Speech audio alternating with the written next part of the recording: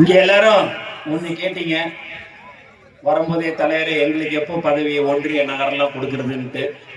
இருந்தாலும் இது பொதுக்கூட்டம், இருந்தாலும் சொல்றேன், தலைவர் தளபதி கொடியை அன்று முதல் இன்று வரை யாரு பிடித்து கொண்டு இருக்கிறார்களோ, உழைத்தார்களோ அவர்களுக்கு மட்டும்தான் பதவிகள் வழங்கப்படும். நீங்களாவே ஒண்ணு நினைச்சுக்காதீங்க, மற்ற கட்சியிலேருந்து எல்லாம் வராங்க, பெரிய பெரிய கார்ல வராங்கன்னு. எந்த கார்ல வந்தாலும் சரி, ஹெலிகாப்டர்ல வந்தாலும் சரி, சைக்கிள் ஓட்டிக்கின